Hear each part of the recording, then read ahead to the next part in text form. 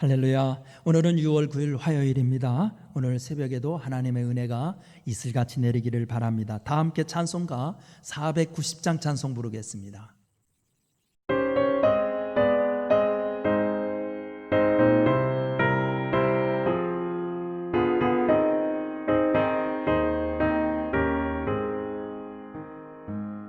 주여 지난 밤 내 꿈에 베었으니 그 꿈 이루어 주옵소서. 밤과 아침에 계시로 보여주사 항상 은혜를 주옵소서. 나의 놀라운 꿈 정녕 이기는 장차 그 은혜 받을 편하되오니 나의 놀라운 꿈 정녕 이루어져 주님 얼굴을 배우리라. 마음 외롭고 아파서 낙심될 때 내게 소망을 주셨으며 내가 영광의 주님을 바라보니 앞길 환하게 보이도다. 나의 놀라운 꿈 정녕 이기는 장차 큰 은혜 받을 편하되오니 나의 놀라운 꿈 정녕 이루어져 주님 얼굴을 배우리라. 세상 풍조는 나날이 변하여도 나는 내 믿음 지키리니 인생 살다가 죽음이 꿈 같으나 오직 내 꿈은 참되리라. 나의 놀라운 꿈 정녕 이기는 장차 큰 은혜 받을 편하되오니 나의 놀라운 꿈 정녕 이루어져 주님 얼굴을 배우리라.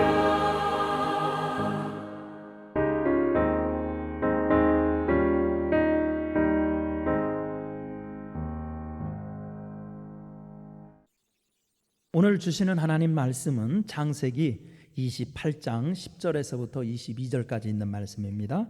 함께 교독하겠습니다. 여러분들도 가정에서 성경을 펴놓고 같이 읽어주세요. 자, 교독합니다. 10절부터 야곱이 부엘세바에서 떠나 하란으로 향하여 가더니 한 곳에 이르러는 해가 지지라.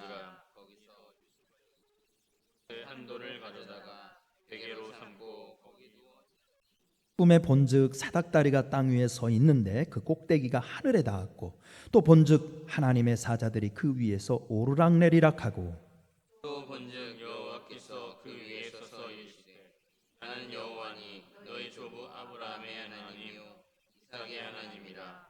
내가 누워 있는 땅을 내가 너와 내 자손에게 주리니 내 자손이 땅에 띠끌같이 되어 내 서쪽과 동쪽과 북쪽과 남쪽으로 퍼져 나갈지며 땅의 모든 족속이 너와 내 자손으로 말미암아 복을 받으리라. 내가 너와 함께 있어 네가 어디로 가든지 너를 지키며 너를 이끌어 이 땅으로 돌아오게 할지라. 내가 내게 허락한 것을 다 이루기까지 너를 떠나지 아니하리라 하시니라. 야곱이 잠이 깨어 이르되 여호와께서 과연 여기 계시거늘 내가 알지 못하였도다. 이에 두려워하여 이르되 두렵도다. 이곳이여 이것은 다름 아닌 하나님의 집이요 이는 하늘의 문이로다 하고 야곱이 아침에 일찍 일어나 베개로 삼았던 돌을 가져다가 기둥으로 세우고 그 위에 기름을 붓고 곧 이름을 베델이라 하였더라. 야곱이 서원하여 이르되 하나님이 나와 함께 계셔서 내가 가는 이 길에서 나를 지키시고 먹을 떡과 입을 옷을 주시어 내가 평안히 아버지 집으로 돌아가게 하시오면 여호와께서 나의 하나님이 되실 것이요 함께 읽습니다. 내가 기둥으로 세운 이 돌이 하나님의 집이 될 것이요 하나님께서 내게 주신 모든 것에서 10분의 1을 내가 반드시 하나님께 드리겠나이다 하였더라. 아멘. 삼국사기 신라 본기 문무왕조에는 다음과 같은 이야기가 기록되어 있습니다. 문무왕이 왕위에 오르니 그의 이름은 범민이요 태종왕 김춘추의 맏아들이다. 어머니는 김씨 문명 왕후이니 소판 소연의 둘째 딸이며 김유신의 여동생이다. 그 맏 여동생이 꿈에 서영산 꼭대기에 올라가 오줌을 누웠더니 오줌이 흘러 온 나라 안에 퍼졌더라. 동생에게 꿈 이야기를 하였더니 동생이 웃으며 내가 언니의 꿈을 사겠다고 하고는 비단치마를 꿈값으로 주었다. 며칠 후 유신이 춘추공과 함께 공차기를 하다가 그만 춘추의 옷고름을 밟아 떨어지게 되었다. 유신이 말하기를 마침 우리 집이 가까우니 가서 옷고름을 답시다 하고는 곧장 집으로 가서 술자리를 마련하고는 조용히 큰 동생 보이를 불러 바늘과 실을 가져와서 꿰매라 하였더니 보이는 일이 있어 나오지 못하고 그 동생 문희가 앞에 나와 옷구름을 꿰어 달았다. 단장은 수수하였으나 날씬한 몸매에 환하게 핀 어여쁜 얼굴을 눈이 부실 지경이었다. 춘추가 보고 기뻐하여 곧 혼인을 정하며 성례를 하고 곧 잉태하되어 아들을 낳으니 이가 문무왕이다 라고 기록되어 있습니다. 이렇게 좋은 꿈을 붙드는 것은 삶을 송두리째 바꿔놓는 힘이 있습니다.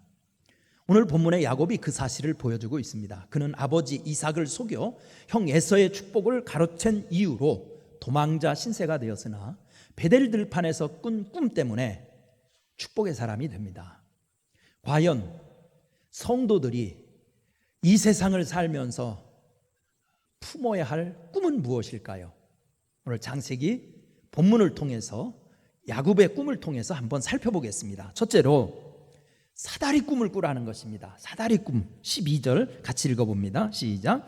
꿈에 본즉 사다리가 땅 위에 서 있는데 그 꼭대기가 하늘에 닿았고 또 본즉 하나님의 사자들이 그 위에서 오르락내리락 하고. 아멘. 야곱이 꾼 사다리 꿈은 참으로 기이한 것이었습니다. 그래서 성서학자들은 이 꿈이 하나님과 사람을 중보하는 예수 그리스도를 예표하는 것이라는 의견에서부터 하늘과 땅을 연결하는 기도를 상징한다는 주장에 이르기까지 다양한 해석을 제시했습니다. 그러나 쫓기고 있는 야곱에게 2000년 후의 사건을 계시하는 것은 실효성이 없어 보입니다. 그렇다면 사다리 꿈의 의미는 무엇일까요? 본문의 꿈의 내용을 면밀히 살펴보면 알 수 있습니다. 15절을 보면 꿈에 나타난 하나님께서 야곱에게 내가 너와 함께 있어 내가 어디로 가든지 너를 지키며 너를 이끌어 이 땅으로 돌아오게 할지라라고 말씀합니다. 야곱은 지금 집을 떠나 의지할 사람 하나 없는 광야에 버려진 신세입니다. 그가 바라본 현실은 미래를 기약할 수 없는 절망이었을 것입니다. 그때 하나님이 나타나셔서 야곱의 평생 동지가 되고 도움이 될 것을 약속했던 것입니다. 그렇게 이 꿈은 인생에게 진정한 도움의 출처는 어디인가를 밝히는 하나님의 계시입니다. 인생의 피난처와 도움의 처소는 하나님이라는 것입니다. 따라서 우리가 비록 바닥에 살아도 하늘을 볼 수 있어야 한다는 것입니다. 우리 시대의 문제는 여기에 있습니다. 너무나 땅에 집착한 나머지 하늘을 보지 못한다는 것입니다. 그래서 우리 시대를 풍자하는 이런 유머도 등장했습니다. 일명 라명신경이라는 것으로 이렇게 회자되고 있습니다. 구수하사 배고픈 자의 배를 부르게 하시는 라면님을 내가 믿사오며 그 외아들 컵라면을 믿사오니 이는 공장에서 생산되어 상인들의 손을 거쳐 식순이의 손에 들어가 고난을 당하사 끓는 물에 죽으시고 끓은 지 3분 만에 상에 오르사 유능하신 젓가락 우편에 앉아 계시다가 저리로서 허기진 자의 배를 배부르게 하신지라. 입속으로 들어가는 것과 윗속에서 소화되는 것과 항문을 통해 나와 거름이 되는 것을 영원히 믿사옵니다. 라멘. 이런 얘기도 나왔잖아요. 인간의 배가 신이 되어서야 어찌 온전한 삶을 누릴 수 있겠습니까? 하늘을 바라보는 꿈이 좋은 꿈입니다. 그래서 바울은 너희가 그리스도와 함께 다시 살리심을 받았으면 위의 것을 찾으라고 말한 것입니다. 두 번째, 이 좋은 꿈은 뭐냐? 좋은 꿈은 미래를 보여주는 꿈을 꾸어야 한다는 겁니다. 미래를 보여주는 꿈. 13절 14절 읽어보겠습니다. 시작. 내가 누워있는 땅을 내가 너와 내 자손에게 주리니 내 자손의 땅의 티끌같이 되어 내가 서쪽과 동쪽과 북쪽과 남쪽으로 퍼져. 아멘. 야곱이 살던 기원전 2000년경에 집을 떠났다는 것은 미래가 없다는 뜻이기도 했습니다. 바로 그때 야곱의 꿈속에 나타난 하나님은 놀라운 약속을 하십니다. 내가 누워있는 땅을 내 자손에게 줄 것이며 자손을 동서남북의 티끌처럼 번성하게 하고 내 자손으로 모든 족속이 복을 받게 하겠다라는 것입니다. 꿈속에서 하나님이 야곱에게 약속하신 축복은 모두 미래에 관한 것이었습니다. 야곱은 갑작스레 찾아온 고난 때문에 앞을 보지 못하고 있었습니다. 그때 하나님은 그의 눈을 열어서 미래를 보게 하신 것입니다. 아무리 휘황찬란한 꿈이라 하여도 현실에 안주하게 하여 미래를 향해 나아가게 못한다면 좋은 꿈이라고 할 수 없습니다. 역사는 미래를 꿈꾼 사람에 의해서 변화됩니다. 1963년 8월 28일 마틴 루터 킹 목사님은 흑인들의 인권 신장을 위해 워싱턴 광장에 모인 군중을 향해 나는 꿈이 있습니다 라고 외쳤습니다. 비록 40세인 1968년 4월 4일에 암살당하여 조지아주의 붉은 언덕에서 노예들의 후손과 주인의 후손들이 형제처럼 손을 맞잡고 나란히 앉게 되는 그의 꿈, 아이들이 피부색을 기준으로 사람을 평가하지 않고 인격을 기준으로 사람을 평가하는 나라에서 살게 되는 꿈이 사라지는 듯 보였으나 그가 위대한 미래를 보여준 꿈을 말한 지 46년 만에 버락 오바마가 대통령에 당선됨으로 새 역사는 이루어졌습니다. 우리도 하나님이 보여주신 미래를 꿈꾸어야 합니다. 남북이 평화 통일이 되고 교회가 부흥하며 모두 하나님의 평화와 자유를 누리는 복된 꿈을 꾸시기 바랍니다. 세 번째, 좋은 꿈은 하나님의 영광을 구하는 꿈입니다. 하나님의 영광을 구하는 꿈. 20절부터 22절인데요. 20절만 한번 먼저 읽어보실까요? 20절 시작. 야곱이 서원하여 이르되 하나님이 나와 함께 계셔서 내가 가는 이 길에서 나를 지키시고 먹을 떡과 입을 옷을 주시어 그 다음에 내가 평안히 아버지 집으로 돌아오게 오시면 여호와께서 나의 하나님이 되실 것이요. 22절 내가 기둥으로 세운 이 돌이 하나님이 집이 될 것이요. 하나님께서 내게 주신 모든 것에서 10분의 1을 내가 반드시 하나님께 드리겠나이다. 아멘. 야곱은 꿈에서 깬 후 하나님을 향한 거룩한 서원을 합니다. 평생 하나님만 섬기겠다는 신앙 고백과 베델의 성전을 짓겠다는 소망과 자신의 모든 것의 소유권을 하나님께 두고 살겠다는 약속이었습니다. 그의 서원을 요약하면 앞으로는 하나님의 영광을 위해 살겠다는 다짐입니다. 성경에서 성공적인 삶을 산 사람들은 모두 하나님의 영광을 구하는 꿈을 지녔던 사람들입니다. 다윗이 그랬고 바울 역시 그렇게 살았습니다.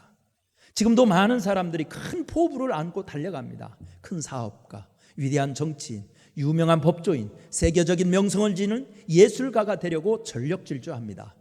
그런데 그들은 왜 그 자리에 오르려고 하는지에 대해서 분명한 목적이 없습니다. 그래서 목표한 자리에 오르게 난 후 역할을 다하지 못한 채 자신의 영화만 구하다가 추락하는 경우가 많습니다. 하지만 삶의 이유가 하나님의 영광인 사람은 탈선하지 않습니다. 자기에게 주어진 탈란트를 가지고 오만하지 않습니다. 주어진 축복을 가지고 하나님을 섬기고 이웃을 사랑하는 데 헌신합니다. 그래서 성경은 먹든지 마시든지 무엇을 하든지 하나님의 영광을 위하라고 가르친 것입니다. 이번 한 주 좋은 꿈 꾸십시오. 하나님의 영광을 돌리는 꿈을 꾸어서 여러분들의 미래가 은혜롭게 바뀌어지기를 축원합니다. 기도하겠습니다. 은혜로우신 하나님, 우리에게 꿈을 주십시오. 야곱이 베델 들판에서 사닥다리 꿈을 꾼 것처럼 우리도 영안을 열어주셔서 하늘나라 꿈꿀 수 있게, 세상을 바라보는 꿈만이 아니라 하늘나라 하나님의 뜻을 볼 수 있는 꿈을 꾸게 영안을 열어 주옵소서. 예수님의 이름으로 기도드리옵나이다. 아멘. 우리 다 함께 찬송가 419장 찬송 부르겠습니다.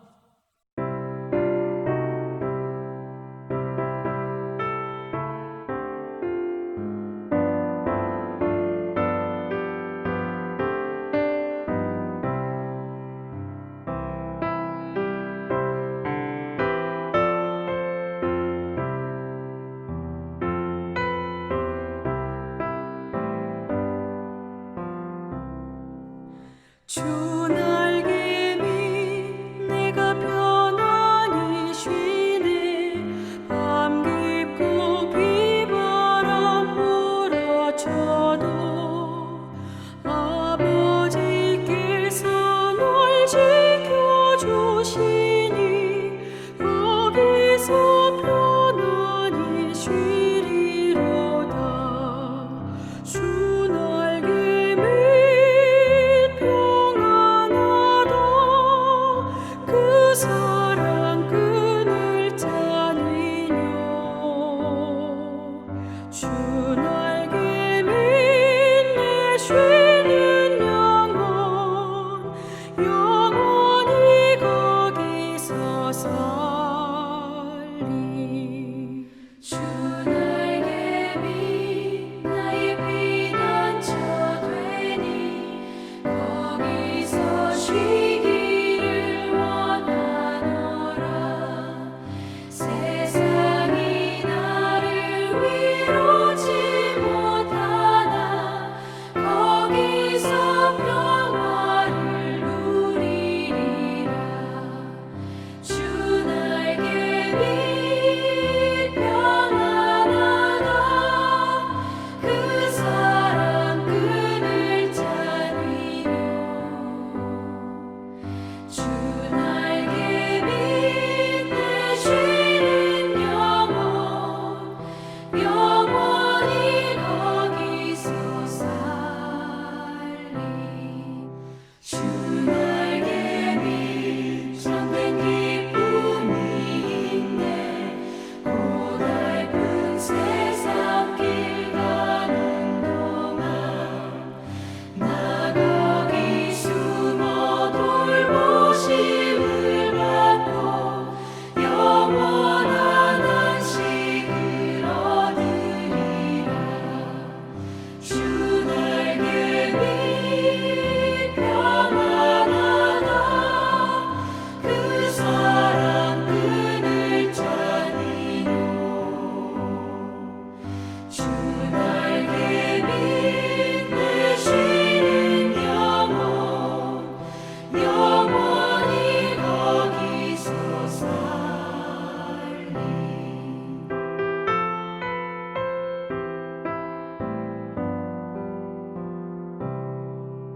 하늘에 계신 우리 아버지여, 이름이 거룩히 여김을 받으시오며 나라가 임하시오며 뜻이 하늘에서 이루어진 것 같이 땅에서도 이루어지이다.